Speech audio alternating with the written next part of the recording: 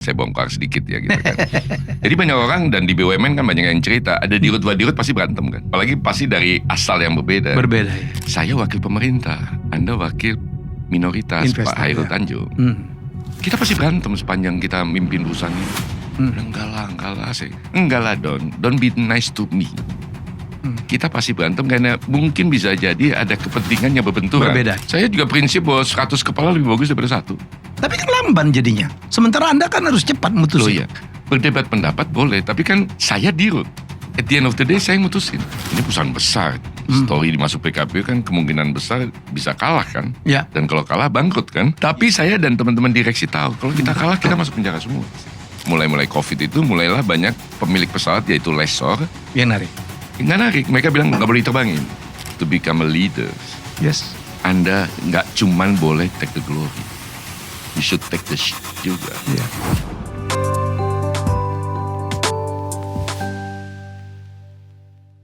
Ya, kita kan bicara masalah banyak banget leadership, how to manage big companies, BUMN.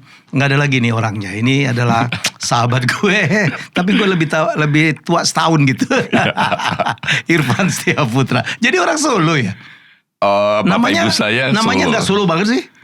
Ya, Nggak ada OO-nya gitu. ya jangan tanya, tapi kadang-kadang menguntungkan juga gitu kan. Malah kalau lihat namanya banyak orang bilang, Anda Chinese ya gitu kan. Apalagi lihat muka gitu kan. Tapi bilang, jadi saya satu hari pernah nanya ibu saya, kita tuh ada keturunan Chinese. Iya, terus? Nothing racist, just ini aja. Ya, just curious. Just curious aja gitu kan.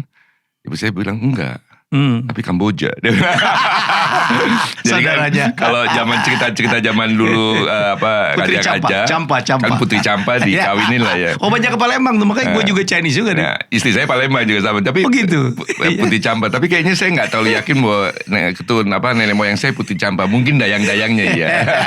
Bisa dites dong. Nah, udah nggak usah lah pusing. Iya, Nanti ketahuan udah India. Kacau kan. Stres ya. Stres kita kan. Atau nanti ketahuan bahwa ternyata Argentina. Padahal kita lagi jagoin Prancis gitu kan. Prancis menang nih. Prancis menang ya. Bos, Ya. gak banyak orang yang selalu berada di puncak ya. Seorang Irfan Setia Putra itu gila. Pernah di PT Inti juga, Betul, pernah. terus pernah di Cisco, Ya, Managing Director. managing director. Terus banyak banget ya perusahaan lo. Ya gini, Apa sih, kenapa lu selalu mendudukin posisi puncak gitu ya? jadi gini. Bukan karena tinggi doang kan? Bukan kayak nanti gitu. Jadi kayak kalau ditanya sama teman-teman juga, jawaban saya sederhana gitu. Saya bilang, lu mesti tahu kekurangan lu, ya kan?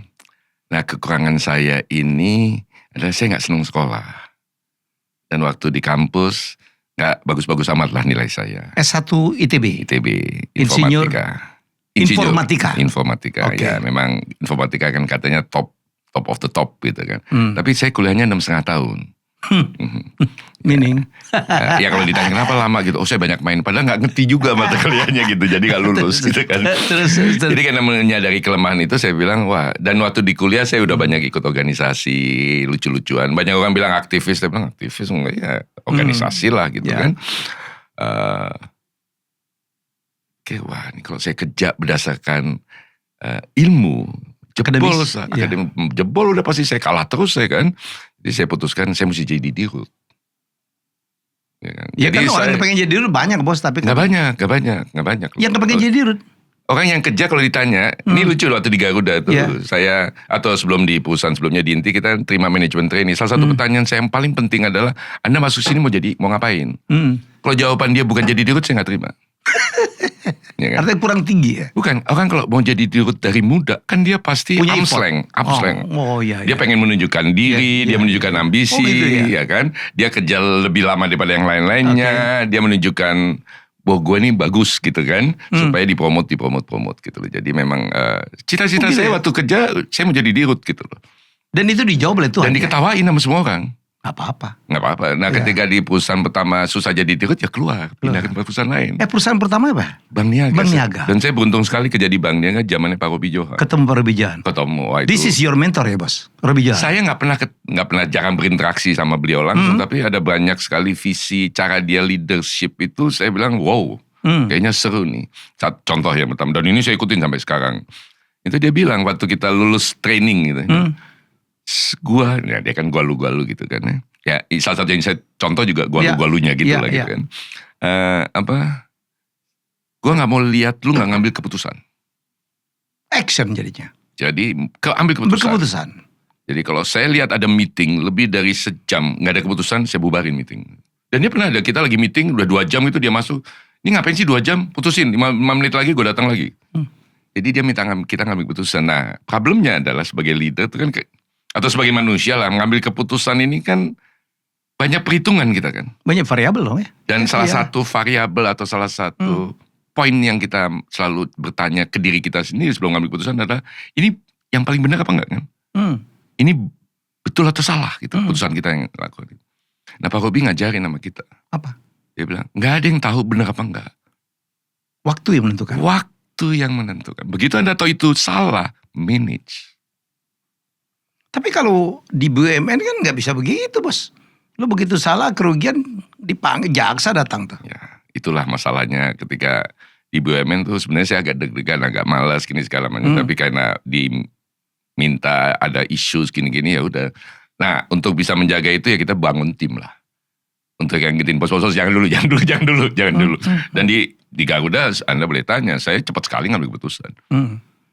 Orang kalau nanya Pak ini ada isu ini, ya saya langsung jawab menurut itu yang mana yang bagus? Yang ini Pak, ya udah itu. Yang kedua saya juga sangat percaya sama tim yang bentuk. Tim penting ya? Tim penting. Termasuk tim untuk diskusi gitu? Tim untuk diskusi dan kan kadang-kadang misalnya kayak operation, finance, kan mereka jauh lebih ngerti. Tentang itu bidangnya itu dibandingkan saya gitu. Informatika kan. Informatika gitu kan. Akuntansi juga belajar pakai logika aja kan. Iya. Ya kan. Ya kita mesti percaya sama mereka. Tapi sebelum kita percaya kita kan mesti tes the karakter kan. Iya. Gitu kan. Jadi di Garuda banyak orang yang komplain. Direksi saya sempat komplain. Karena banyak request permintaan persetujuan itu lewat email kan. Dan kan urutannya kan direksi dulu baru saya kan. Ya ini email belum selesai atau orangnya baru kirim email enter gitu, dia mau ngambil kopi udah di-approve sama Irfan gitu kan. Pak Irfan nge-bypass dong artinya. Saya bilang ngapain sih lama-lama. Nge-bypass banyak level dong ya. Yang ujungnya kan juga setuju juga gitu kan. Dan yang kedua ya saya katakan bahwa orang ini kan kita udah tes kredensialnya. Itu penting. Itu penting. Tapi kalau ada orang yang kita masih ragu, ya saya tanya gila-gila. Tapi di BUMN kan saya datangnya satu paket kan.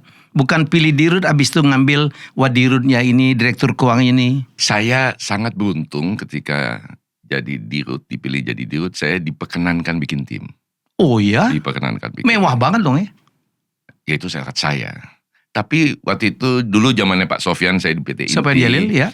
Kemudian zamannya Pak Erik saya di Garuda, saya bikin tim bukan basis saya kenal.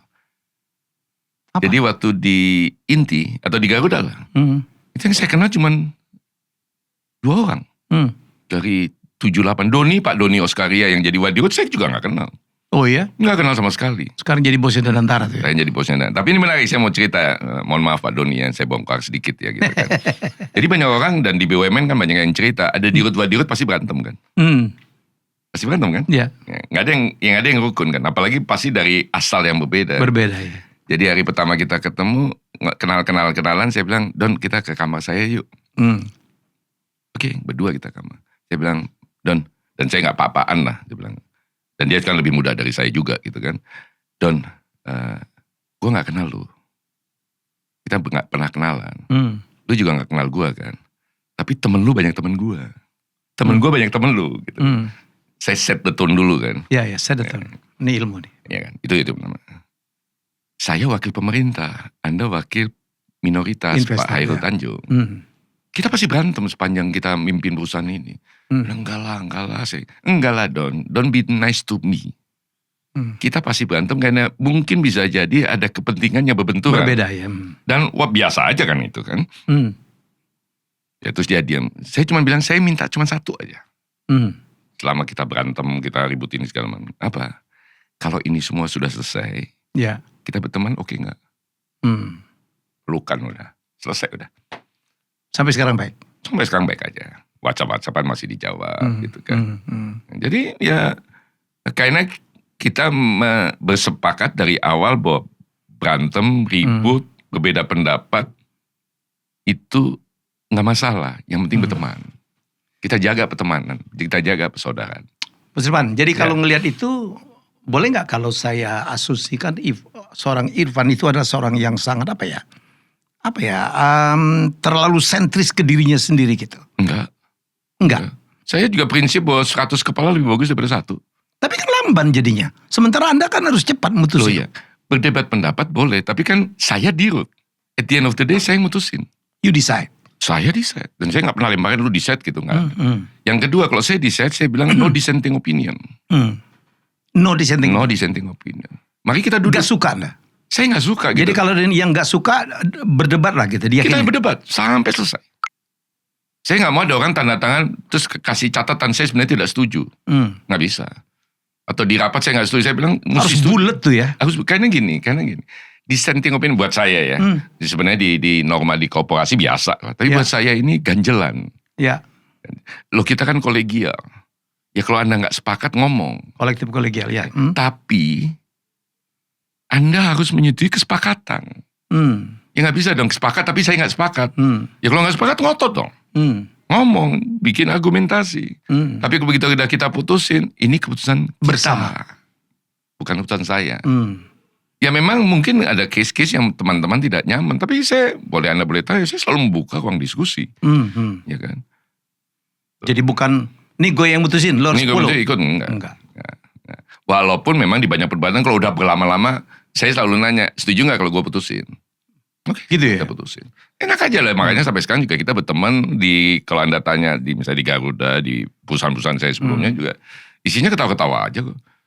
Nggak ada serius-seriusan, nggak ada lobby-lobby gitu kan. Kamar saya juga selalu terbuka. Siapapun boleh masuk? Siapapun boleh masuk. Dan saya jangan di kamar, di ruang meeting gitu kan. Ya, karena dulu ada yang bilang kamarnya di Rut Garuda tuh agak ngeri tuh. Ya sudahlah, binar. Apa gede banget? Ya katanya feng shui-nya gak bagus gitu. Pusing kan saya begitu-begituan. Ngomong saya kan orang korporasi gitu loh. Masa mikirin begitu-begituan, ya udah. Saya bilang oke. Terus teman-temannya, lu rubah apa kamarnya? Enggak, gue pindah aja di ruang meeting. Lebih nyaman. Atau duduk di masing-masing kamar direksi. Samperin duduk di situ, meeting di situ, terus panggil yang lainnya meeting di situ aja. Informal banget ya? Santai aja lah. Dan orang manggil saya dengan nama, dengan panggilan saya dipanggil ayah, panggil aja, santai aja. Nggak perlu panggil pak, nggak perlu ini. Saya nggak penting buat saya itu. Dan saya sebenarnya termasuk orang yang nggak terlalu setuju memanggil pak. Tahu nggak kenapa? Begitu kita bilang misalnya Pak Helmi, kata Pak Helmi itu kan ada rasa senioritas di balik itu, ada rasa hormat di balik itu. Nah, yang jadi masalah adalah kata-kata selanjutnya.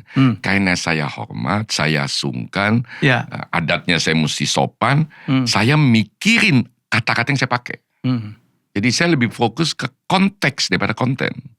Supaya Bapak tidak tersinggung. Kan gak mungkin saya bilang, Pak Helmi, lu gimana sih kayak gini? Kan gak mungkin. Pak Helmi, ini seandainya sibuk saya mikirin bagaimana menyampaikan konten tanpa diksinya ya. Anda tersinggung. Tapi lain kan, Hel, lu kan gak bisa begitu. Jadi marilah kita fokus di konten. Emang gak cocok sama latar belakang keluarga yang dari Jawa Tengah. Solo tuh gimana? Saya memang agak dianggap mutat kalau sosok. Saya dianggap dua mutat gitu ya. Soal begitu-begituan sama tidur siang gitu. Kenapa tidur siang? Saya juga sangat melarang anak cucu saya tidur siang. Dan itu ajaran Belanda supaya kita tidur siang, Belanda nguasain kita. Dan tidur siang itu kan time yang produktif kan? Yes. Itu sih. Tapi di beberapa negara Amerika Latin ya dan Spanyol masih ada siesta. Masih ada siesta. Yunani ada siesta. Bisa jadilah kita begitu. Dan mereka kan produktif sekali ya. Iya, tapi waktu siesta orang Asia menguasai. Yang tidak tidur siang. Betul kan? Seorang Irfan itu masuk ke Garuda in the tough time. Ya, COVID. Utangnya gede banget. How do you manage, bos? Jadi pertama kali saya masuk, terus saya lihat angka-angkanya. Tahu pikiran saya, gimana caranya gue resign ya? Geleng-geleng kepala juga saya. Berapa? 142 triliun? Itu setelah COVID ya. Setelah COVID. Tapi waktu itu tuh ada utang sekitar $2 miliar. Yang gak ada lawannya. Yang gak ada lawannya? Maksudnya gak ada lawan. Anda gimana bisa bayar utang kalau perusahaan negatif terus? Iya, iya, iya. Ya kan cuma numpuk aja. Jadi ada DPN gimana cari San. Tapi ide nakalnya juga muncul. Gue tambah aja 3 miliar tapi itu paling gue diganti gitu kan. gitu kan. Tapi COVID terus muncul. Jadi, ya Anda seperti saya katakan. Saya sih orang sederhananya mikir gimana. Ya udahlah belajarlah gitu kan. COVID muncul. Berantakan semua. Apa yang saya pelajari berantakan semua. Nah itu ada satu situasi yang menarik gitu. Jadi saya ketemu sama 3 orang prominent CEO, ini CEO top lah, lulusan Harvard, jago-jago lah, kita kan Bandung aja lah gitu. Saya ngajak ketemu pas lagi COVID, ke kantor aja. 3-tiganya ketika saya tanya, gue mesti apain Garuda? Mereka bilang, gampang. Gue kasih tau lu gampang lah. Gampang gimana? Lu mundur aja. Gak bisa diselamatin, gak bisa diselesaikan, gak bisa diselamatin. Udah gila lu masih terusin. Cuman itu aja. Nah cuman kan kondisinya gak memungkinkan. Sorry, mereka CEO-nya BUMN juga? Luar, swasta. Swasta? Ya, tapi orang kita? Orang kita dan saya kenal baik gitu. Dan saya buka nih data-datanya. Ya mereka juga banyak tahu lah soal Garuda gitu. Menurut mereka tidak mungkin bisa lu beresin. Beresin ya? Belum ngomong selamatin ya, beresin aja. Apalagi kena COVID. Dan memang ketika hutangnya begitu menumpuk, kita nggak punya pilihan lain adalah masuk PKPU. Nah Garuda masuk PKPU itu juga very challenging kan. Ya. Ini perusahaan besar, story masuk PKPU kan kemungkinan besar bisa kalah kan. Ya. Dan kalau kalah bangkrut kan. Ya saya langsung dikontak sama banyak petinggi di Republik ini gitu. Dan mereka maki-maki saya gitu. Dan terakhir pertanyaan mereka, lu yakin menang? Saya bilang enggak. Makin marah lagi kan mereka kan. Tapi saya dan teman-teman direksi tahu kalau kita kalah kita masuk penjara semua pasti. Bersiko. Tapi pilihan kita dulu juga kita masuk PKPU terus kita kalah masuk penjara atau menang, atau kita nggak PKPU. Tapi udah pasti bangkrut nanti. Kenapa gini? Jadi alat produksi kita namanya pesawat. Ya. Kita nyewa. Waktu itu ada 100-an lebih pesawat kita sewa. Kita udah 2 tahun gak bayar sewa. Sama kayak Anda sewa Alphard gitu. 2 tahun gak bayar. Terus pakai terus. Yang punya Alphard, yang punya pesawat kan. Oh gue gak dibayar. Dipakai terus rusak kan. Nah mulailah memang waktu mulai COVID itu. Mulailah banyak pemilik pesawat yaitu lessor. Yang narik. Gak narik. Mereka bilang gak boleh diterbangin. Nggak boleh terbangin. Ya. Nggak boleh diterbangin. Nah itu skalanya masih sebulan sekali. Nah menjelang PKPU udah per minggu tuh. Kadang-kadang 3 hari sekali. Satu. Dan mereka itu cukup kirim email atau cukup WhatsApp. Pesawat ini nggak boleh terbang. Nah kalau dia kirim email WhatsApp, itu nggak ada pilot yang mau terbangin. Karena begitu dia menyatakan tidak boleh terbang, asuransi berhenti. Oh. Jadi kalau ada apa-apa. Termasuk keselamatan pilot juga ya? Ya pilot kan gak mau kalau ada begitu. Dan saya respect di Garuda tuh kan pilot lebih kuasa ketika untuk nebangin pesawat. Jadi gak bisa terbang, gak boleh terbang. Itu ada satu kejadian. Ada penumpang udah di dalam pesawat. Udah mau siap terbang. Tiba-tiba tim saya terima WhatsApp dari lessor pesawat itu. Gak boleh terbang. Udah gak boleh terbangin lagi. Kita keluarin penumpang pindahin ke pesawat lain. Nah kalau kita gak masuk PKPU, menjelang masuk PKPU itu pesawat yang boleh kita terbangin tinggal 30. Dari ratusan? Dari 100 lebih itu, tinggal 30. Dan perhitungan saya kalau kita nggak PKPU, dia pasti akan berhentikan juga kan? Nggak dalam waktu 2 bulan kita pasti menjadi sebuah perusahaan. Masih hidup. Karyawan semua ada, semuanya. Tapi nggak punya alat produksi, nggak punya pesawat. Ya basically bangkrut kan. Karena orang udah gak percaya. Jadi pilihannya adalah masuk PKPU. Begitu masuk PKPU yang 30 tuh gak boleh berhentiin. Dia gak boleh make corporate action terhadap itu. Jadi ya kita selama PKPU 6 bulanan gitu ya kita masih terbangin 30 pesawat itu.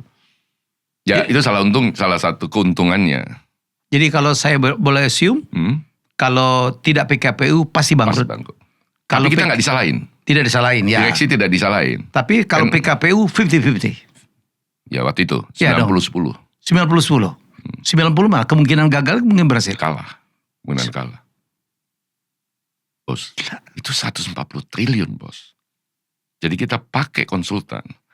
Konsultan itu tato-tato datang ke kita presentasi. Saya bilang, lu udah gila Pak proposalnya kayak gini? Pak Dirut, Anda mau menyelamatkan Garuda atau tidak? Gimana gue ngomongnya sama para kreditor yang utang? proposal dia tuh haircut 80. Haircut 80 80% terhadap utang-utang terhadap itu. utang. Jadi saya misalnya utang, Ya. saya tahu contoh ya, Saya punya utang pesawat, ya. 1 juta nih.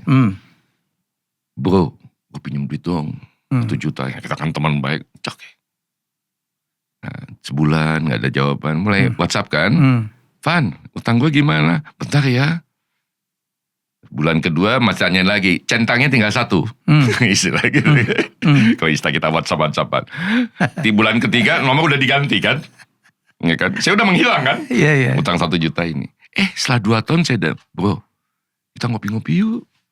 Anda sebagai yang ngutang 1 juta. Wow, gue ketemu nih. Seneng dong. Seneng dong. Ya, terus. Setelah itu kita ngopi-ngopi bilang, bro, yang 1 juta itu gue potong 80% jadi 200.000.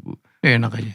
Iya kan? Iya. Enak aja. Ya itu kalau orang Indonesia, ada yang bilang innalillahi, ada yang bilang enak aja. Astagfirullah. Astagfirullah, ada yang lu zolim. Kalau yang bule-bule FU semua udahlah kan. Dan saya mesti ngadepin 800 begituan. Can you imagine 800 begituan. Jadi saya bilang sama konsultannya, udah gila apa lu? Dia bilang gak mau. Dia bilang gak ada pilihan. Oke, itu belajar. Saya bilang, terus yang ngomong sama kreditor siapa? Pak Ivan. Anda kan saya bayar. Oh, kita kan konsultan. Yang ngadepin utang kan Anda. Itulah the most disaster. Jadi bayangin dengan 80% dipotong, menurut Anda 50-50. Hitungan kita mayoritas gak akan setuju. Dan benar, hari-hari pertama tuh semua maki-maki. Semua maki-maki. Nah, BUMN dan bank itu gak bisa dipotong. Oh iya? Karena kalau bank dipotong atau BUMN dipotong kan mencatatkan sebagai kerugian kan. Iya. Kalau itu BUMN dipotong udah pasti masuk klasifikasi kerugian negara kan. Jadi untuk mereka kita kasih solusi. Yang sebenarnya hitung-hitungan sama adalah hutangnya dipanjangin 22 tahun. Cicil. Diperpanjangin dulu ya? Dipanjangin 22 tahun. Terus cicil. Bunganya 0,1%. Lu gila. Setahun nih. Setahun. Ya bos. Ya mereka juga kan semena-mena lo gitu kan. Nah pertanyaannya yang 20%, yang 80, yang tinggal 20% itu setelah nego mungkin lama-lama kesian juga kali ya. Tapi kita coba meyakinkan bahwa this is the only way for us to survive and we still continue can do business. Dan sebelum COVID kan Garuda selalu bayar, saya bilang gitu. Gak pernah kemplang. Kayaknya mereka setuju. Tapi mereka kemudian nanya, yang 20% dulu bayar. Enggak, saya bilang. Gimana? Yang dari 20%, 23-nya saya ngutang lagi 10 tahun. Marah lagi. Sepertiganya saya kasih saham. Siapa yang butuh saham Garuda? Waduh, ngulang lagi. Marahnya mulai lagi tuh kan. Nah itu yang pemilik pesawat tuh, kalau yang lainnya setelah, ya mungkin lama-lama juga, mungkin kita nelongso datang menghadap. Lama mungkin kesian ya. Tapi kalau saya sih bilang ya mungkin banyak teman-teman jago juga negosiasi. Walaupun waktu itu kita sepakat, ada meeting tuh kita di awal-awal. Yang ngajak meeting salah satu direktur untuk diskusi mengenai strategi negosiasi. Saya masuk agak telat terus lu lagi ngomongin apa strategi? Lu kelewatan lah, kita udah zolim. Lu mau coba berstrategi pula gitu. Udahlah, nggak ada strategi, udah kita datang ngaku salah udah titik gitu kan. Mungkin itulah strateginya kali ya, mengaku dan salah strategi lah. dan inilah. Tapi saya bilang jangan berpikir aneh-aneh gitu kan. Nah terus nah, mayoritas setuju. Yang jadi persoalan lagi adalah pemilik pesawat. Kenapa? Karena kita ada negosiasi ketiga dengan pemilik pesawat. Setelah 80% dipotong, 20%, 2/3-nya saya ngutang lagi, 1/3-nya ini, sewa pesawat lu gue nego. Kecilin. Jadi 777 tuh. Yang dipakai Pak Presiden selalu juga, yang pergi ke Amsterdam itu. Zaman dulu tuh sebulan $1,7 juta Pak. Garuda itu adalah maskapai pembayar sewa termahal sedunia. Jadi saya nego. Contoh yang 777 itu di 1,7 saya nego. Jadi 500.000 sebulan. Udah makanya habis-habisan mereka. Tapi saya bilang kalau Anda gak setuju, ya sudah tarik pesawat. Karena saya gak mungkin menggunakan pesawat dengan sewa yang begitu, karena kita pasti rugi lagi. Kita bukalah segala macam. Ya banyak yang setuju, banyak yang nggak setuju. Nah, yang nggak setuju narik pesawat, ya sudah nggak apa-apa kita salaman pemilik pesawat. Itu yang kemudian menyelamat kita. Saya juga kaget juga pada waktu di pengadilan 95% lebih setuju gitu kan. ya memang kita indikasikan, tapi waktu saya malamnya ditanya sama teman-teman di kementerian, saya bilang, I think 70% saya yakin lah gitu kan. 95% ya. Jadi waktu itu kemudian teman Garuda mau merayakan bilang, no. Kita nih berhasil melewati PKPU, pengorbanan banyak orang. We should not celebrate gitu kan. Yang kedua, kita mesti menepati janji kita sama mereka. Itu yang penting. Karena pada waktu kita potong hutang, ada berapa perusahaan yang terkorban. Karyawannya pasti terkorban juga kan. Jadi ya kita mesti don't celebrate lah gitu kan. Terus kita tunjukin tunjukin ini segala macam. Jadi situlah kemudian malah para kreditur itu personally jadi teman, ya kan. Dan beberapa yang sampai hari ini juga masih komunikasi lah. Itu aja sih. Jadi that kind of conflict ya, ya kita dekati aja, kita datang. Dan ternyata setelah selesai itu ada beberapa lessor saya minta ketemu. Saya tanya, lu gimana sih kok setuju gitu kan? Oh gitu. Curiga aja. Ya saya pengen tahu juga kok. Dari perspektif mereka. Perspektif apa strategi kita. Apa jawaban mereka, Bos? Nah, ini menarik dia. Yang pertama mereka bilang, Van, semua airlines kan bermasalah. Tapi kita so impressed ketika melihat ada yang maju. Saya yang maju maksudnya. Ya kita waktu itu kan ada town hall meeting walaupun lewat online ya. Kita waktu itu kontak-kontakan, kita bilang kita lihat siapa yang maju. Waktu COVID, siapa ini yang maju. Gitu kita lihat muka Anda sih, I think this guy is crazy gitu kan. Gila yang dilihat. Dia bilang gila ini orang nih kan. Kenapa saya bilang? Nah, semua airlines yang kita bermasalah. Karena lessor itu kan nyewain ke banyak airlines. Dan waktu itu semuanya susah kan. Dan seluruh dunia susah ya. Dia bilang gak ada CEO yang ngadepin kita.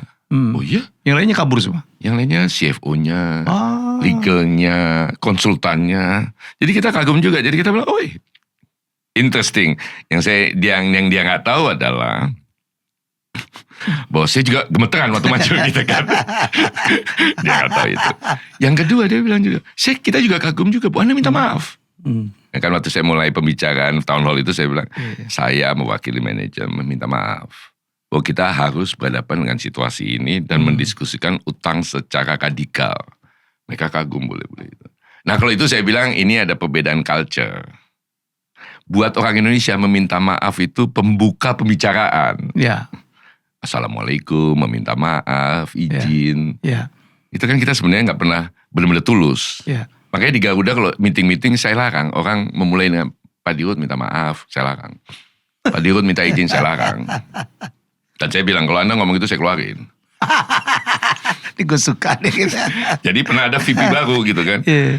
Pak Dirut izin, keluar loh. Dia Dirut bilang kenapa gue dikeluarin. Dia baru dikasih tahu yang Dirut agak sinting ini nggak suka kita minta izin. Karena semua orang dan dia juga terkaget-kaget kan faktanya kalau di rapat minta izin belum dikasih izin ngomong terus kan kita kan. Jadi kita memojokkan orang yang kita mintain izin. Meminta maaf itu kan mau ngasih tahu kalau lu tersinggung lu nggak boleh marahin gue kan udah minta maaf di depan gitu. Excuse gitu. Malah kadang-kadang saya juga larang juga assalamualaikum. Semua yang teman-teman yang Islam kan semua kenapa nggak boleh gini. Jangan salah paham. Yang assalamualaikum biar saya. Hukumnya assalamualaikum itu sunnah. Menjawab wajib. Anda wajib menjawab. Nih kita berdua kalau semua orang kasih pendapat assalamualaikum 15 menit habis kita. Assalamualaikum ya saya kan mesti jawab waalaikumsalam warahmatullahi wabarakatuh. Assalamualaikum lagi lama-lama kita let's go to the content lah saya bilang gitu daripada basa-basi. Aja. Dan marilah kita saling doakan. Itu kan nggak solo banget Pak. Ya itulah makanya murtad. Makanya murtad gitu kan. Nah itu dua itu. Nah tapi yang saya senang itu adalah karena itu kan mereka lihat as a person dan saya mau mengatakan saya sebenarnya by accident juga melakukan begitu. Sebenarnya nggak mau juga. Saya bilang ya siapalah gue. Masa gue juga yang mesti ngadepin gitu kan. Ya tapi karena memang sebagai Dirut harus ngadepin itu. Anda mesti ada. Jadi kalau saya diajak bicara di banyak forum saya cuma bilang to become a leader. Anda juga mesti Anda nggak cuman boleh take the glory. You should take the shit juga. Ya kalau lagi menang award ya boleh maju. Tapi kalau ada kejadian di kantor Anda, di perusahaan Anda, ya Anda yang ngadepin. Jangan orang lain disuruh maju. Termasuk komplain penumpang ya? Ya, Gue denger cerita lu tuh. ya. Nah itu saya suruh masuk ke situ ya. Ya itu dua kan. Nah, tapi yang feedback yang menarik dari mereka itu adalah kita impress dengan orang-orang Garuda, your team, karena setiap kali kita stuck negotiation, Ya. tim lu tuh selalu datang dengan solusi lain. Memang di kerangka yang sama, tapi datang dengan solusi lain, Johnny. We are thinking that Garuda is a company, the team is always try to find solutions. Dan di partnership kan itu yang paling penting kan. Konflik can happen anytime. Ya. Yang jadi problem adalah ketika kita punya partner bebal. Ini gini-gini, kontraknya kan gitu. Nah, ribet kan, Ya, gitu ya, kan. ya, Kita coba cari solusi. Jadi itu yang jadi. Nah, soal komplain customer itu. Ya. Banyak orang airlines termasuk di Garuda don't understand the fundamental of this business. Ya. Fundamental bisnis kan penumpang. Ya. Bos berapa kali terbang naik airlines manapun. Pernah merasa bahwa kalau ada apa-apa saya tenang? Enggak kan? Enggak. Kalau bagasi hilang siapa yang ngadepin? Teller yang atau customer Kadang-kadang service kan? yang nggak menyelesaikan masalah juga. Ya dia follow aja. Ikutin Ikutin ini, minta udah maaf. turun begitu. Udah saya sampaikan gitu Iya, kan. nyarinya susah kadang-kadang. Kayaknya susah. Padahal bagasi yang hilang, itu nilai rupiahnya nggak seberapa. Tapi nilai historiknya kan minta ampun. Iya. Minta ampun lah. Dan itu belahan jiwa kita, kalau hilang itu belahan jiwa kita hilang lah kan. Gitu kan.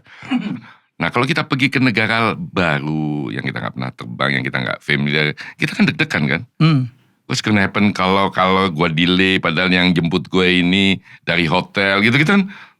Terlalu banyak lah kita how-nya.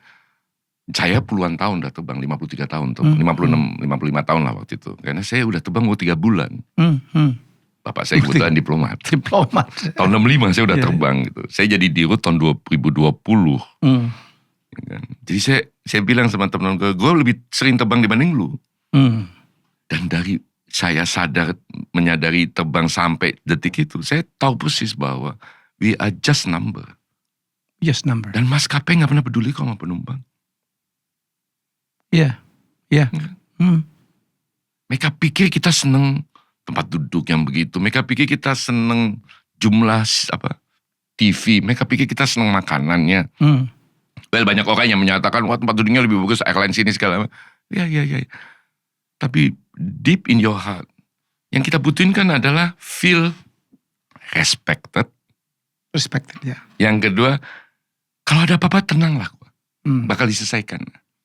Nah, untuk motong itu semua, ya kita perbaikilah di dalam, perbaiki bisnis proses, orang yang ngadepin. Tapi saya bilang, untuk memotong itu semua, gue sebarin handphone gue kemana-mana. Jadi kalau ketemu orang, ini handphone saya. Staff saya bilang, Pak, janganlah Pak. Saya bilang, bos, gue ini mempelajari behavior orang. Udah bertahun-tahun. Dari dulu mungkin kelebihan saya salah satunya tuh ada mencoba mempelajari behavior orang. Percaya sama gue deh. 1000 nomor gue kirim, yang paling komplain sama gue 2. Gak tau dari mana. Yang mau komplain 50 mungkin. Tapi 48 bilang, masa kayak ginian ngomong sama dia sih. Kan gitu kan. Bener kan? Yeah. Anda tahu nomor telepon saya dulu waktu pingin kan, masa kayak gini gue ngomong sama Dirut gitu. Tapi sebelum berangkat, sebelum ada masalah, pokoknya kalau ada apa-apa gue punya nomor teleponnya Dirut. Dan saya memang dari waktu ke waktu lihat handphone. Dan saya search nomor-nomor yang saya gak kenal. Ya kan? Kan itu biasanya komplain. Itu yang pertama. Yang kedua saya share sama teman-teman. Orang yang komplain kita selesaikan. Jadi teman. Kalau udah jadi temennya orang Garuda, pasti dia ngomong good buat Garuda kan. Belain Garuda. Dan dia pasti terbang terus sama Garuda. Dia ngajak orang semua terbang terus sama Garuda. Walaupun TV-nya kuno, pesawatnya udah tua gitu kan. Pramugarinya senior. Pramugarinya senior mungkin ya. Tapi kan ada feel being expected itu gitu. Dan saya punya banyak sekali teman selama di Garuda. Teman baru ya. Yang berteman karena komplain. Karena komplain. So you turn complain ya into friendship. Friendship ya. Nah, berteman. Anak Deplu tuh problem soalnya. Kenapa? Sampai saya umur 18 saya nggak punya. Saya punya banyak teman tapi nggak ada kawan. Ya. Karena berpindah-pindah juga. Karena 3 tahun pindah, 3 tahun pindah, 3 tahun belum pindah. Belum sempat gitu. dekat gitu ya. Dan dulu kan nggak ada WhatsApp. Dulu kan nggak ada internet. Dulu kan mesti tulis surat. Udah gila apa? Atau kartu pos. Atau kartu pos. Ya tapi mesti nulis kan. Nulis ya. Dan kartu pos itu kalau waktu itu kita pernah tinggal di Wina. Ngirim kartu pos ke Jakarta, it takes 2 weeks kan. Ya. Kitanya udah datang, kartu posnya belum. Kita udah nyampe.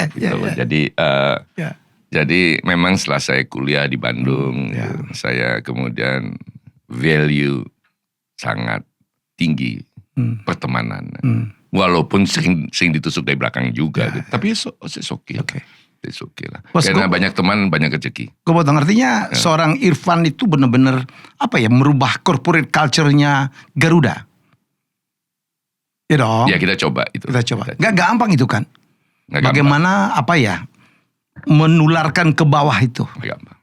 Ini maunya dirut nih. Karena corporate culture itu biasanya diserap oleh top leader ya kan.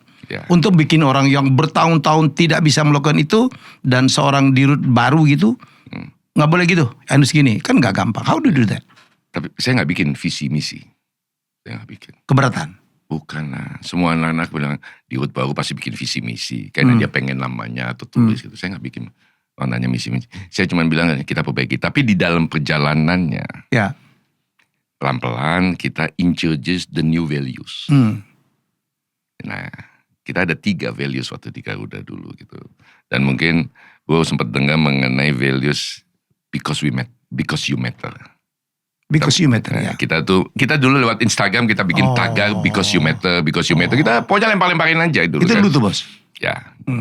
Tapi kemudian setelah itu mulai menggema, mulai banyak orang tahu. Di dalam juga ngomongnya because you matter. Siap teman-teman posting urusan Garuda, tanda tulisan because you matter, kan berarti udah mulai ini. Kami memberi penjelasan because you matter itu bukan you penumpang aja, tapi you anak buah, you atasan, you peers gitu kan. Terus kita tambahkan yang kedua adalah I'm in charge. I'm in charge itu adalah semua orang yang kerja di Garuda itu mestinya bertanggung jawab terhadap apa yang dia lakukan. Tapi juga jangan takut buat salah. Saya di banyak pidato bilang, ayo bikin salah. Ini Bang Niaga banget ya. Bikin salah. Karena dengan bikin salah Anda makin jago, makin pintar, makin dewasa gitu kan. Ya kan. Anak, saya selalu pakai contoh, anak kecil bisa lari karena dia jatuh. Ya kan? Kalau dia nggak mau belajar lari karena takut jatuh, dia nggak akan pernah bisa jalan dan lari. Dan yang ketiga, I'm with you. Jadi ini ada beberapa action di lapangan yang kita jadikan itu. Contoh misalnya yang sempat beredar di internet juga gitu kan. Kita bikin aturan. Semua karyawan Garuda boleh melanggar SOP. Iya benar. Gue gak pernah denger itu. Dengan catatan, dengan syarat 2. Salah satu di antara 2. Ini menurut Anda yang melanggar ini demi kepentingan perusahaan. Yang kedua, menurut Anda ini untuk kepentingan penumpang. Anda boleh langgar SOP. Tapi dalam waktu 24 jam Anda mesti isi form. Menceritakan kejadiannya dan menjelaskan why Anda langgar itu. Form itu nyampe ke direksi. Dan kalau ada direksi, termasuk Irfan yang tanda tangan, saya baca formnya ini, saya setuju, saya tanda tangan.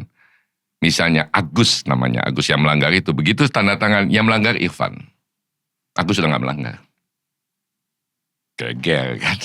Tapi itulah menunjukkan bahwa kita mesti kasih kesempatan tim untuk buat salah. Tapi kan mestinya ada toleransinya dong bos. Nah bedain antara buat salah sama buat kejahatan ya. Tapi Anda boleh, kenapa Anda melakukan itu? Karena, gini contohnya, saya pindahin orang itu dari ekonomi ke bisnis. Kenapa? Karena kursinya rusak. Dan di ekonomi semuanya penuh.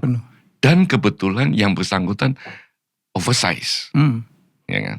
Oke. Tapi kalau ditanya, dia kenapa dipindahin ke bisnis? Ya dia gini-gini. Find out bahwa itu temannya dia. Nggak bisa. Lu kita hukum. Jadi kan gitu kan. Kan nggak ada kepentingan penumpang dan nggak ada kepentingan perusahaan. Ini kepentingan pribadi. Anda putusannya. Ya kita sebagai direksi harus pintar-pintar bisa membaca explanation dan situasinya. Ya kita juga bukan asal setuju aja. Kita juga searching more information. Tapi detail banget kan. Seorang dirut itu kan kerjanya kan macam-macam. Ngadapin DPR, ngadapin kreditur, dipanggil bos ya. Yang remeh-temeh gini pun mesti diurusin. Termasuk komplain. Komplain juga diurusin. Ya karena kita mau bring new value kan. Kan kita mesti nunjukin. Anda gak bisa jadi dirut mau rubah value terus cerita terus habis itu menghilang. Kalau ditanya Bapak kemana? DPR. Ya kan? Dipanggil menteri, dipanggil DPR, upacara ini. Tapi kan DPR sering manggil bahkan waktu itu. Sorry. Saya pernah nonton tuh. Wah, seorang Irfan dengan komunikasi yang membuat Dewan itu kaget-kaget. Dijawab loh sama dia. Dijawab. Ya. Bidang kita ya. Cuman kan begini, yang banyak orang nggak tahu tuh adalah sebelum RDP tuh saya masuk ke ruangan. Nemuin mereka. Kan teman-teman DPR itu ada ruangan kan. Iya. Ada ruangan sebelum masuk ke RDP. Iya. Saya selalu ke situ. Kenapa tau nggak? Sebenarnya karena di dalam situ tuh bisa merokok dan ada makanan. Itu alasan. Itu alasan. Tapi di situ kan saya dibully gini-gini. Nah, kadang-kadang saya bilang, Pak jangan nanya yang ini ya. Gue juga pusing gitu. Oke. Nah, at the end of the day teman-teman DPR itu dengan segala macam keterbatasan dan kekuasaan yang mereka miliki. Kan kalau berteman kan understanding aja gitu kan. Nah memang waktu itu ada Pak Menteri, Pak Nusron tuh sampai ngeluarin statement kalau Garuda bubar Anda juga mesti mati gitu kan. Ya kalau di situ memang kadang-kadang butuh inilah pengalaman dan keisengan gitu. Jadi sebelah saya waktu itu Pak Doni, saya tekan mic-nya, pokoknya gak boleh mati kan. Sebenarnya enak juga Donnya jadi anggota DPR, habis ini gue jadi anggota DPR lah. Gila. Ups, masih nyala gitu kan. Padahal disengaja ya. Padahal disengaja. Ada juga, ya ini yang lucu ya. Perdebatan berhari-hari di Komisi 8 soal biaya haji. Iya. Lelah kan. Tapi saya paham lah kami dengan Departemen Agama berdebat lah sama ini. Dipretelin lah habis lah harga. Agak-agak kita karena teman-teman DPR dalam amanah dan kewajibannya mau menekan biaya haji kan. Iya dong. Sangat wajar gitu. Udah berapa hari nih capek juga kan saya. Dan mereka minta saya yang hadir gitu kan. Sampai malam-malam di hotel gitu kan. Sampai satu hari ada salah satu anggota bilang, Pak Irfan saya kasih tahu sama Anda ya. Gimana caranya menurunkan harga. Jadi tempat duduknya tuh dipadetin dekat-dekatnya. Dia ngomongin, Pak, gini lah Pak. Saya tahu yang paling Bapak maksud. Itu kompetitor kita punya pesawat sejenis dengan kapasitas lebih banyak. Naik 25%. Bapak asal tahu aja. Caranya mereka gimana. Dipepetin. Jadi orang duduk tuh deket, mepet gitu. Pak, saya minta maaf Pak. This is not the way we do business di Garuda. Penumpang buat kita ya, saya kadang-kadang menggunakan ini juga sebagai cara beriklan kan. Kita sangat respect, penumpang Garuda itu mesti kita respect. Nggak bisa Anda padat-padatin semata-mata supaya begitu. Dan asal Bapak tahu aja, saya bilang gitu kan. Bukan cuma itu dapat duduk di dekat-dekatin. Jumlah WC mereka kurangin. Kita nggak mau. Mohon maaf, kalau Bapak maksa, kita nggak mau. That's not the business with us. Mulai naik kan, terus saya tunjuk, Pak Ketua Komisi, ini terakhir ya. Ada permintaan dari anggota komisi minta turunin harga lagi. Kalau ada lagi minta, saya nggak turunin, saya naikin. Gitu kan. Biar satu banget kayak. Dan akhirnya berhasil. Nggak ada yang berani nanya lagi. Karena ada anggota komisi mau nanya sama ketua sama wakil komisi. Diam kau, nanti dinaikin kita semua susah. Ya tapi memang kan ya bukan lobby lah. Saya kalau di luar ya berteman aja ketawa-ketawa lah gitu kan. Saling bantu kalau mereka ada kebutuhan. Minta tolong dong nih gini. Ya, sebisa yang memang wajar kita bantu kan. Dari apa yang dilakukan oleh Dirut, yang diucapkan, yang dikerjakan sehari itu kan biasanya menjadi model bagi bawahnya ya kan. Ya. Itu ya. Jadi memberikan contoh. Leadership menurut saya yang paling efektif tuh contoh. Giving example. Anda ngomong walk the talk lah. Anda ngomong begini. Ya kan. Dan gak usah pakai jas lah, gak usah petenteng lah gitu. Dulu begitu ya seorang Irfan ya? Saya gak pernah pakai jas. Orang bertanya, Pak, ini ada lucu, ada customer ada tamu datang gitu, nanya ke sekretariat. Terus? Besok saya mesti pakaian apa? Maksud ibu? Maksud bapak? Maksud ibu? Ya dulu kita pernah ke Garuda dimarahin karena berpakaian tidak pantas. Udahlah ibu datang aja, begitu datang mereka ngelihat. Seperti kayak begini.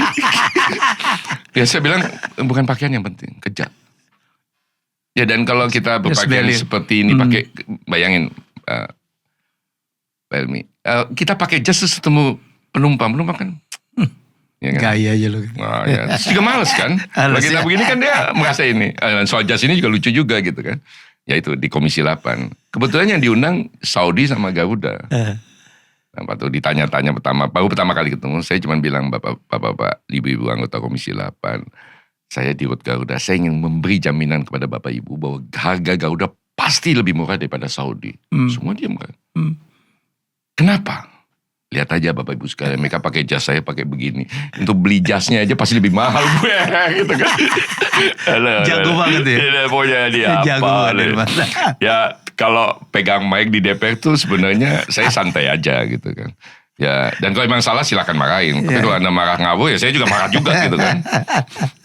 Tapi dari situ juga ini catatan yang saya berikan ke banyak teman-teman direksi baik itu di BUMN apa bukan gitu.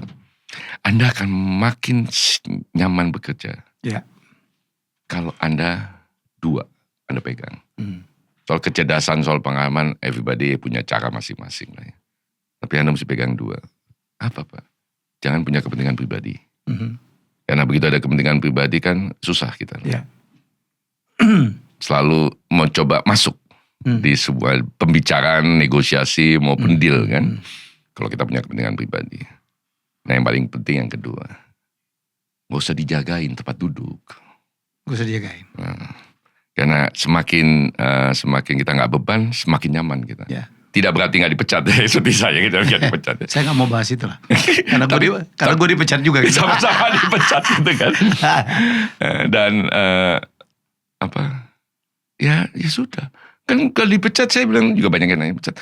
Ya itu kan hak pemilik. Ya. Mungkin kita nggak perlu nanya juga. Waktu dipecat tuh seorang Irfan itu lega atau gimana gitu? Jadi, karena gue dengar lu tuh tiap Jumat minta mundur ya? Nggak tiap Jumat lah. Hampir 100 kali lebih lah. Itu beneran ya? Benar. Apalagi waktu susah-susah tuh. Ya keluarga juga udahlah pak gitu. Pulang jam berapa sih waktu itu? Tiap hari? Ya paling cepat jam 11 lah. Tapi 6:30 saya selalu udah pergi.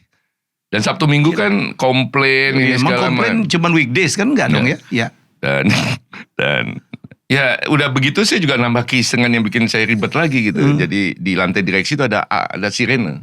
Terus? Ada sirene. Jadi kalau ada pesawat yang mundur mau terbang nggak jadi mundur, sirenenya nyala. Terus? Sirene nyala terus WhatsApp call nyala. Saya di dalam grup WhatsApp call itu nyala. Itu mau ada tamu, mau ada meeting, stop.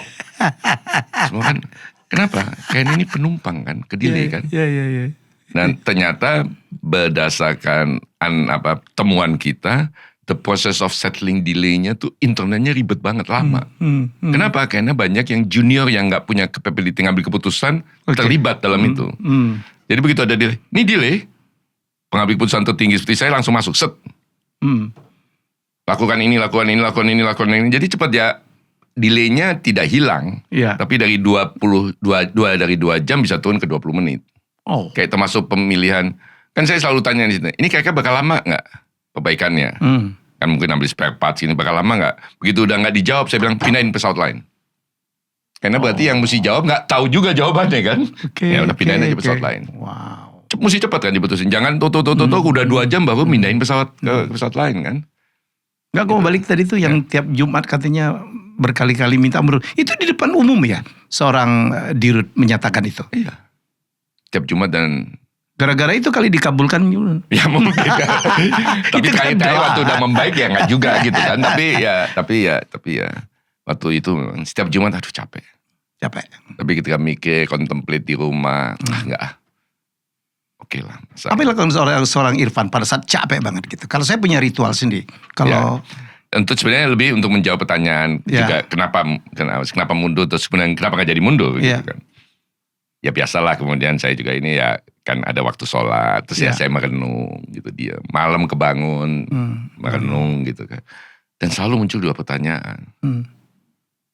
Kenapa sih Irfan yang ditaruh di perusahaan kayak beginian? Bukan Helmi Yahya, bukan dulu isunya Pak Yonan yang lebih hebat, Bu Susi yang kenapa Irfan di situ? Pasti ada something di Gusti Allah gitu. Oke. Memang cuma Irfan yang bisa. Tapi yang kedua saya selalu ingat, seseorang tuh kan nggak pernah dikasih cobaan yang dia tidak mampu lewati. Nah, sip.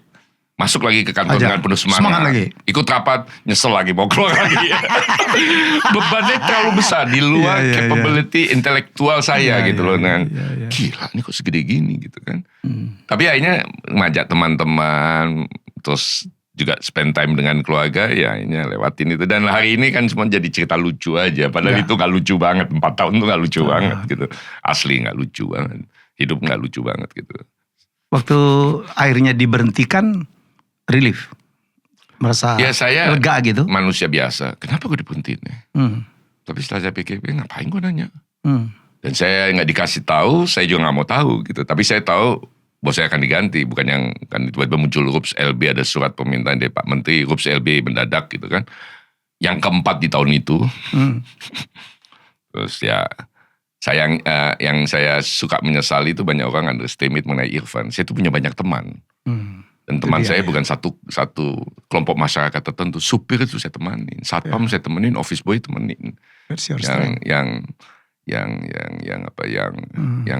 suka kasih info-info lah gitu kan. Dan dari sources seperti itulah saya tahu bahwa kemudian bapak yang diganti bukan yang lain gitu kan. Dan saya tidak berusaha cari tahu, saya nggak berusaha sama sekali ya. Saya bilang ya Ikhlas. hak mereka, Ya. ya kan.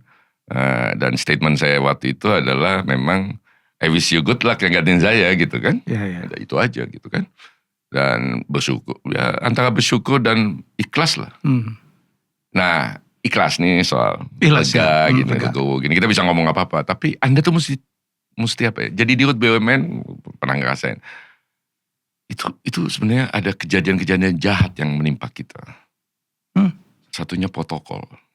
Oh iya. Protokol. Protokol kan. Sadis kan protokol kita ya. Enak dong. Ngalamin juga kan. Masuk Iya, ke nggak airport. segede itu.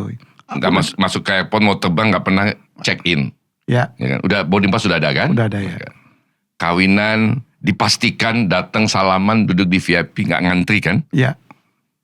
Apalagi so much things yang kita dipotek sana sini sana. Begitu jadi berhenti kan gone kan? Gone kan itu. Gone. Dari hari pertama saya udah sampaikan ke diri saya dan teman-teman direksi. Ini jahat. Ini jahat. Termasuk ke istri juga dong ya. Oh iya. Istri dan gue. Ini kejahat. Karena ini akan hilang overnight.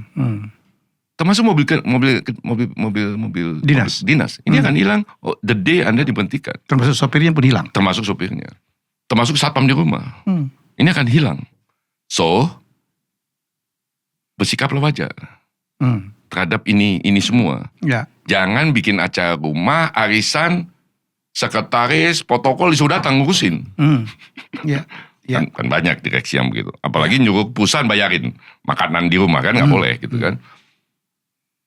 Dan saya tertib soal itu. Jadi setiap RUPS dari mulai tahun 2020 saya masuk, kalau ada RUPS atau RUPS LB, yang ada agenda penggantian pengurus, saya selalu minta sama direksi ngepak. Saya minta sama office boy saya ngepak. Ready. Ngepak masukin ke box. Siap jadinya. Siap. Jadi kalau begitu diganti, saya tinggal keluar aja pulang. Wow. Gak usah ada bitterness sama sekurangan, lepasin gini. Memang office boy-nya, ya Pak, ya taruh aja lagi. Apa susah aja kan? Susah amat.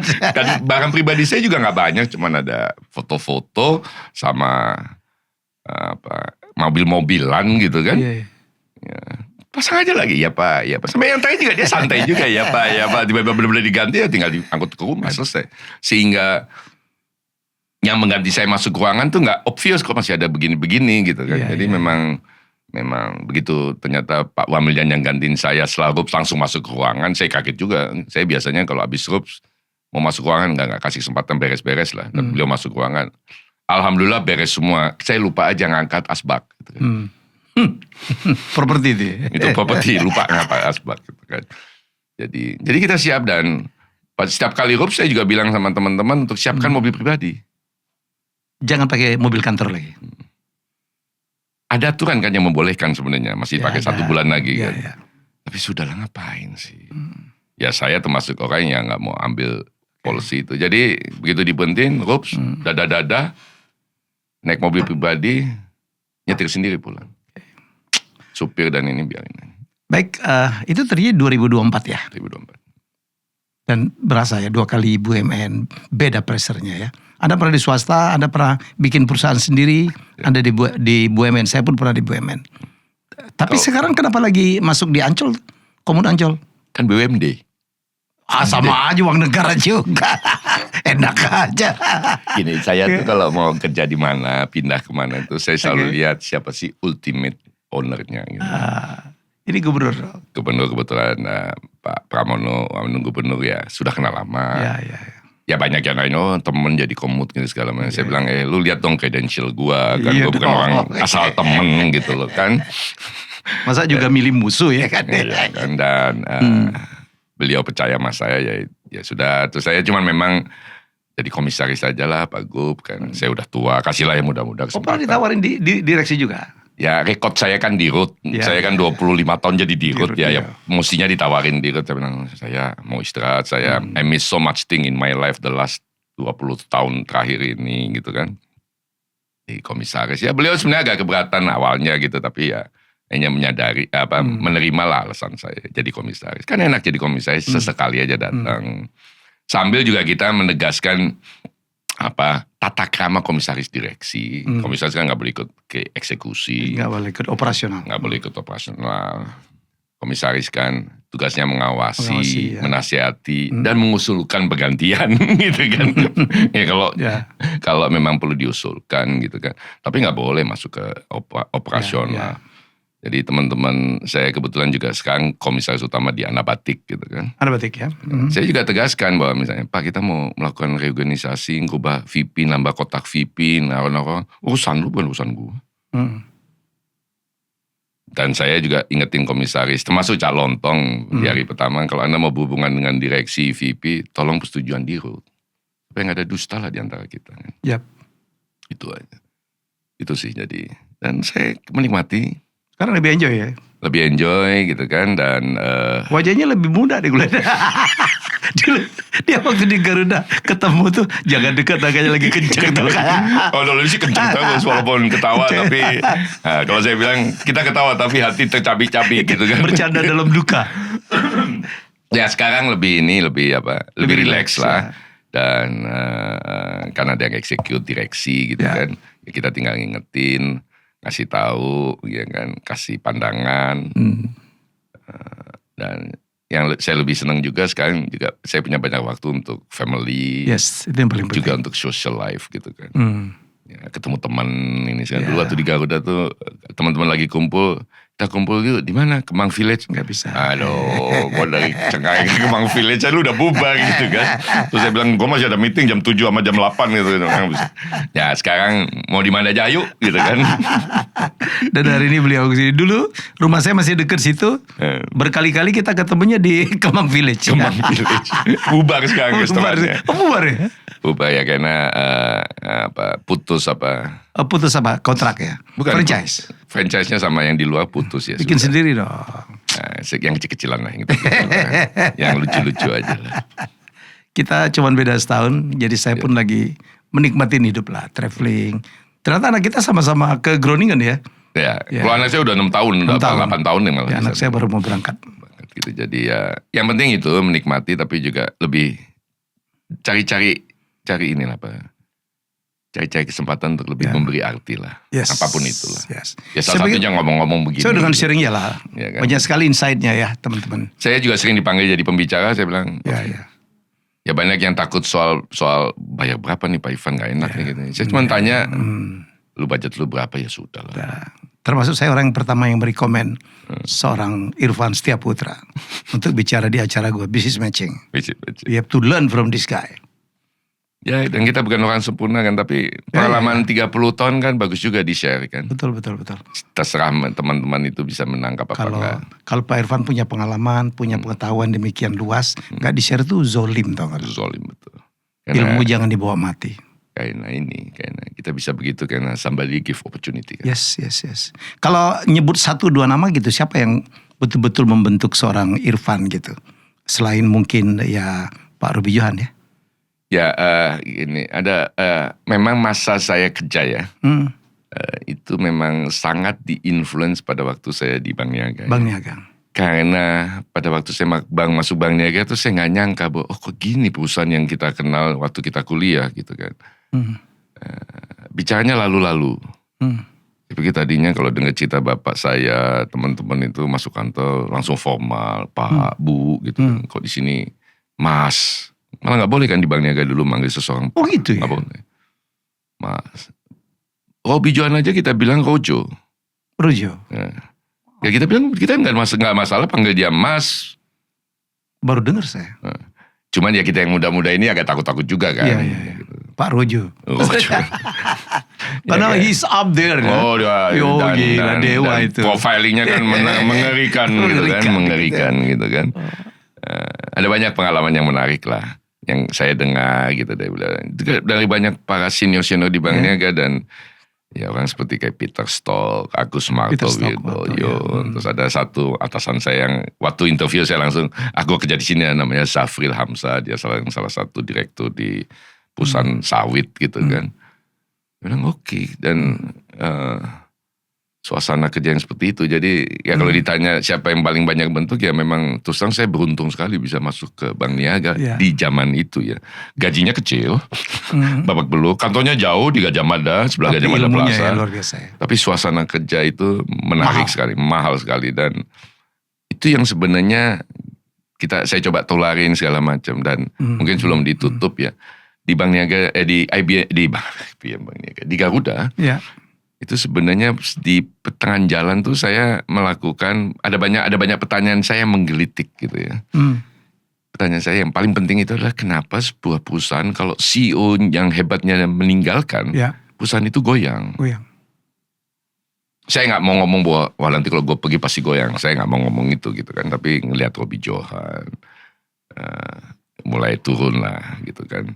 Beda lah rasa nuansanya kan beda. Pak William misalnya atau Jack Welch segala macam gitu kan. Nah, saya ketemu satu konsultan. Terus dia tanya, kebetulan konsultannya di Amerika lewat Zoom dia tanya, Pak Ivan kalau Anda sekarang bukan orang Garuda, terus hari ini Garuda tutup, Anda kehilangan apa? Dia begitu. Bentar, kehilangan apa saya? Oh terima kasih Pak Ivan. Sebentar, saya lagi mikir. Enggak, kalau Anda gak bisa jawab spontan berarti Anda gak kehilangan apapun dari Garuda. Artinya Garuda has no value in front of you. Dan sorry Pak Ivan, you are the CEO today. Anda sebagai pribadi gak ngelihat Garuda punya value even to yourself. Oh, kaget juga gitu. Bener juga tadi. Kaget saya kan. Anda bilang saya ke Jakarta kita ngomongin. Nah dia datang dengan ide yaitu purpose. Jadi bukan visi misi itu di atas. Jadi perusahaan itu mesti punya purpose kehadiran dia di komunitas. Employee, orang yang bekerja di perusahaan itu mesti punya purpose. Dan mesti sama purpose-nya. Mesti didefinisikan dan orang yang merasa cocok ikut. Yang gak merasa cocok ya minggir. Bisnis proses mesti didesain sesuai dengan purpose. Bukan dengan visi misi ya. Dengan purpose. Jadi sebelum saya diberhentikan atau diganti pada waktu itu, kita udah definisikan the purpose itu. We honor every journey. Kita menghormati semua. Berjalan ya. Journey itu bukan trip bukan trip ya. Dan journey itu kita definisikan. Journey itu juga bisa aspiration. Journey itu juga bisa mistake. It's a journey kan. You make mistake, it's a journey. You have an aspiration, you make it. Dan itu diturunin di dua turunan. Yang pertama, honor the journey itu bagaimana bisnis proses menangani komplain penumpang. Dia jeberin tuh konsultan. Ini mesti diganti, ini mesti dihilangkan, ini dipertahankan. Konsultan atau? Ada konsultan yang bantu kita lah ya. Tapi basically konsultan itu. Dan itu konsultan purpose. Can you imagine? Konsultan purpose gitu kan. Jadi bikin bisnis proses dia coret, ini gak boleh. Gak bisa. Karena kalau ini diterusin, ini you don't honor the journey of penumpang. Oh shit. Ini diteruskan, ini diupdate. Satu lagi adalah soal aspiration karyawan. Dia bikin bisnis proses, career development. Itu banyak yang dicoret bos. SOP yang ada di Garuda pada saat itu nggak honor aspiration employee. Gila kan? Ya sayangnya diberhenti itu saya nggak tahu kelanjutannya gitu kan. Tapi waktu itu kita sepakat dan itu prosesnya itu lewat survei ngumpulin purpose statement ya, survei FGD gila-gilaan sampai bisa nemuin sesuatu yang tepat gitu. Dan waktu itu saya juga punya kian kalau ini udah di-define terus sudah kita ubah, kita jalankan. mestinya perusahaan ini akan bertahan 30-50 tahun ke depan gitu. Amin. Dan indikasinya sederhana. Dia bilang indikasinya sederhana. Yaitu apa? Untuk employee ya. Hari Minggu sore semua orang bergetar. Karyawan tuh gelisah. Besok asik nih kantor. Besok asik kantor. Ya. Hari Jumat gelisah. Aduh. Banyak bener yang gak gue kerjain minggu ini. Ya. I miss so much thing. I make so much mistake minggu ini. Gitu. Kalau hari ini kan asik Jumat. Minggu sore, shit man. Besok udah mesti kerja lagi. Itu kan? Ya. Gitu loh. Jadi, nah itu kan merubah value, mindset, purpose orang kan. Yang tidak gampang. Dan kalau nggak gampang. Dan kalau purpose-nya udah seperti itu, perusahaan apapun, siapapun CEO-nya bakal fantastik. Guys, di kondisi ekonomi seperti sekarang ini, kita nggak bisa cuma mengandalkan satu sumber penghasilan saja ya. Nah, salah satu peluang yang bisa kamu coba adalah menjadi virtual assistant. Kerjanya remote, bisa dilakukan dari mana saja, waktunya fleksibel, dan yang paling menarik, kamu berpeluang mendapatkan bayaran dalam dolar.